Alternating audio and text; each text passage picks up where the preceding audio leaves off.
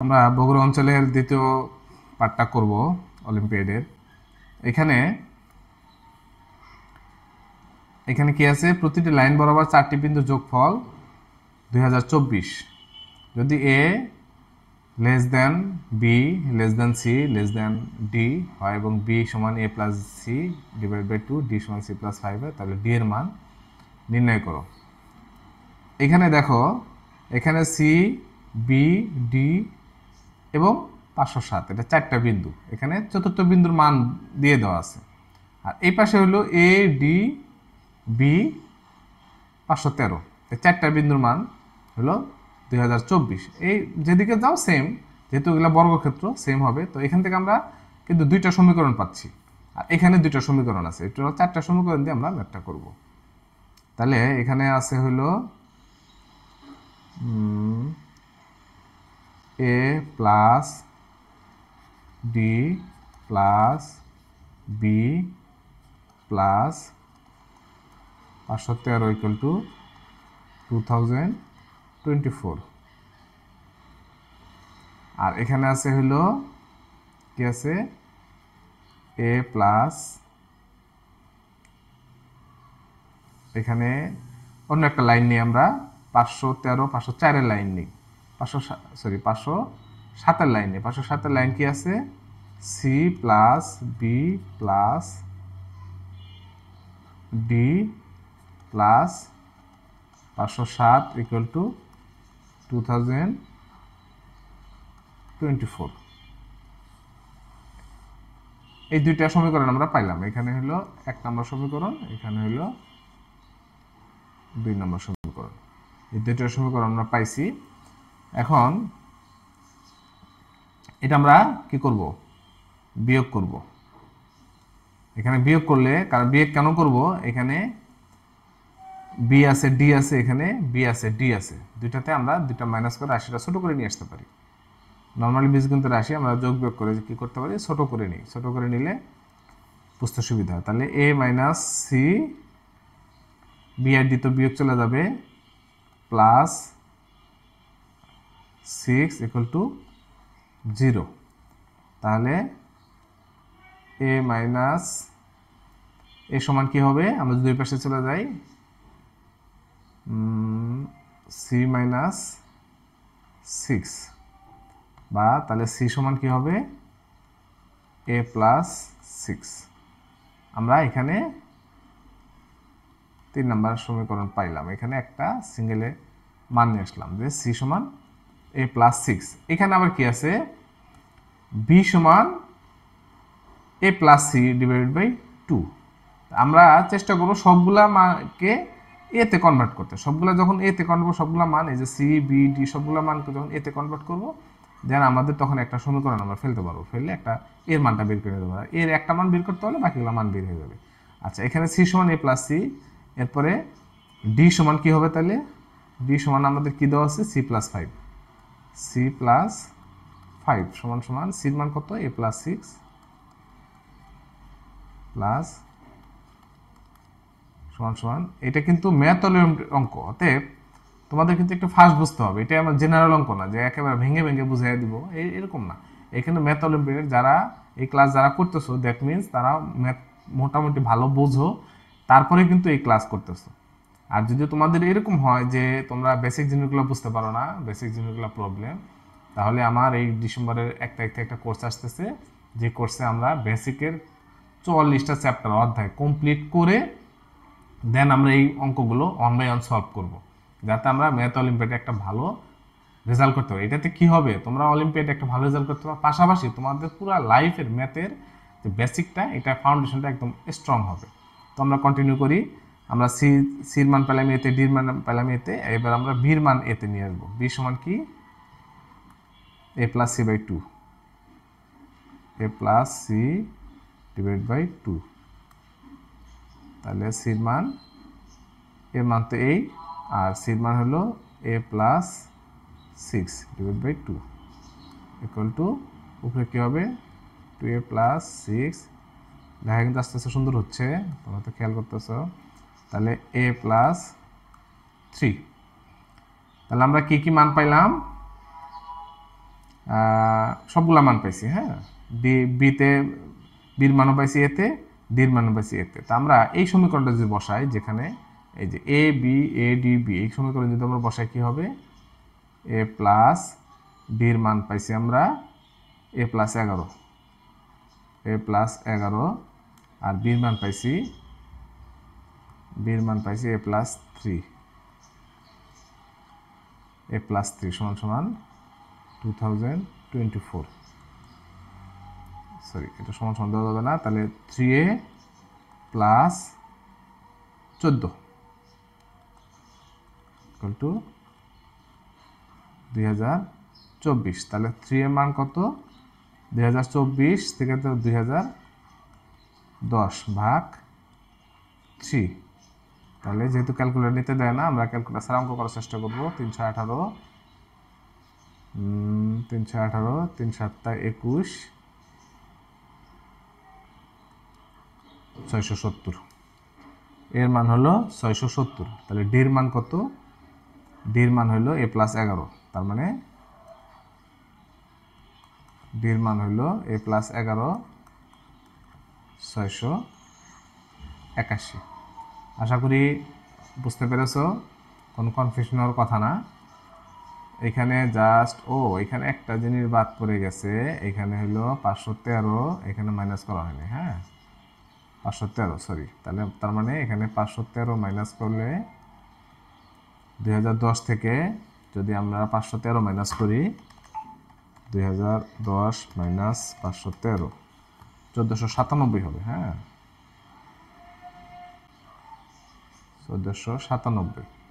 তাহলে এটা 1497, এটা কাটা যাবে 1497, এটা 3 দ্বারা ভাগ দিলে হবে 499, সরি 499, আর এটার মান হবে 499 সাথে 11 বিয়োগ দিলে 500, 510, এটা হলো অ্যান্সার, 510 এটার অ্যান্সার হবে। আশা করি বুঝতে পেরেছো। এই অঙ্কটা আমরা অলরেডি করে দিয়েছি। বগুড়া অঞ্চলের একটা অঙ্ক আছে, একটু ক্রিটিক্যাল বাট নট কঠিন। এখানে একটা চতুর্ভুজের বর্গের কর্নারে একটা বৃত্ত আঁকা আছে, সেটা নিয়ে অঙ্ক করতে হবে। ও এ সমান 4, ও এ মানে এখান থেকে এই পর্যন্ত মান হলো 4। ও বি ডি এফ বর্গে, ও বি ডি এফ মানে টোটাল বর্গে ওডি ইকুয়াল টু 10, টোটাল এই ওডি কর্ণটা হলো 10। তাহলে কর্ণটা 10 হলে কিন্তু আমরা এই বাহুগুলা মানটা বের করতে পারছি। পরে আসতেছি। কালো অংশটির ক্ষেত্রফল a/2 মাইনাস বি পাই আকারে লেখা যায়, a প্লাস বি এর মান নির্ণয় করো। এখানে আমরা প্রথমে যেটা করব, আমাদের এখানে যেটা মানটা দেওয়া আছে, এখানে দেওয়া আছে OD ইকুয়াল টু 10। আমরা যদি এইটাকে টোটালটাকে এটা একটা সমকোণী ত্রিভুজ ধরি, তাহলে অতিভুজের ক্ষেত্রফল সমান সমান কি, A B square plus BC ভূমি স্কোয়ার ইকুয়াল টু বাহু স্কোয়ার। তার মানে O F square plus F D square equal to OD square মানে 100। বা আমরা যদি 2 এটাকে, এটা ও এফ এফ ডি একই মান কিন্তু, হ্যাঁ একই মান, আমরা তাহলে কি ধরলাম 2 O F square equal to 100।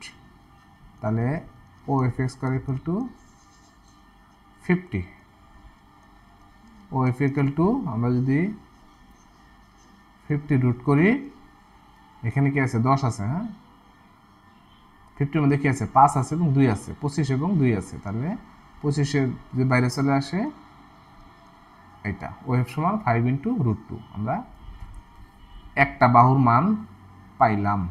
আচ্ছা, আমরা এখন কি করব, কেন এই মানটা বের করলাম?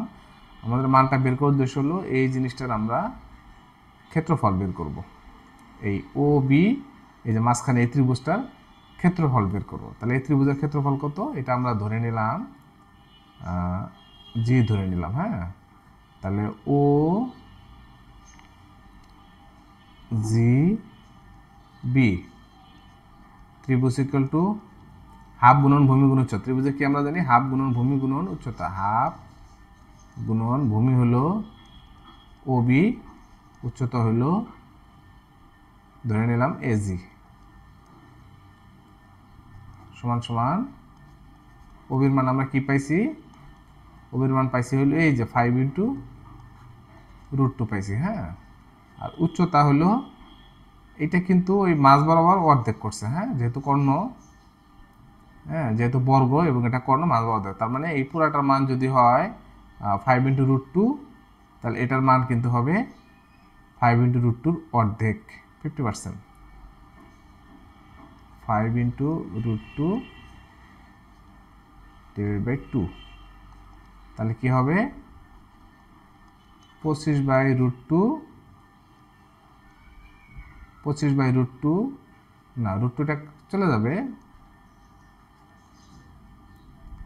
আর নিচে আসবে 4। ক্লিয়ার? তোমরা বুঝতে পারছো?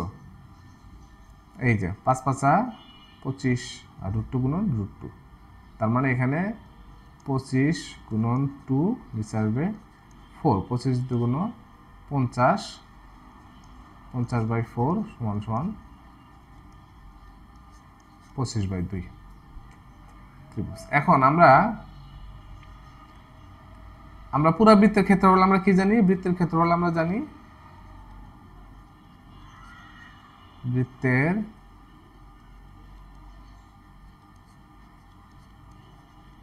ক্ষেত্রফল আমরা জানি পাই আর স্কয়ার।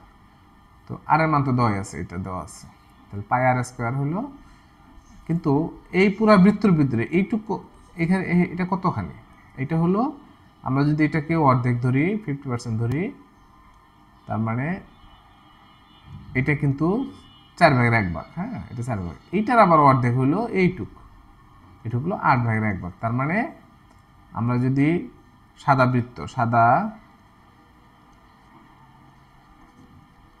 বৃত্তাংশ বলে এটাকে, সাদা বৃত্তাংশের ক্ষেত্রফল 1/8 পাই আর স্কয়ার, তাহলে 1/8 গুণন পাই, তো পাই আর চেঞ্জ করবো না আমরা, আর মানে ওয়ে মানে এই যে এটা বৃত্তের যে ব্যাসার্ধটা আছে 4, এটা হলো, তার মানে 4 4 16 সমান সমান 2 পাই। এখন আমরা কি জানি? যে এই টোটাল বৃত্তের ক্ষেত্রফল পাইছি, এখান থেকে সাদা অংশটা বিয়োগ দিলে যে ক্ষেত্রফলটা পাওয়া যাবে, এটার মান বসাইছে ওরা এইটা।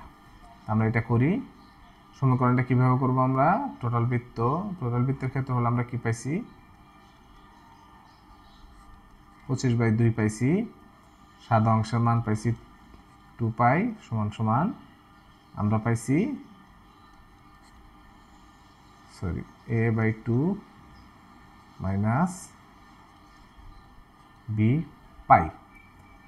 দেখো এখানে এই 2 মিলা যায়, তার মানে এর মান 25, এখানে পাই মিলা যায়, বির মান 2, কারণ এখানে ফ্র্যাকশন হওয়ার সুযোগ নেই, অতএব এই মানগুলো পূর্ণমান হবে। পূর্ণমান হলে আমরা এইভাবে করতে পারি। অতএব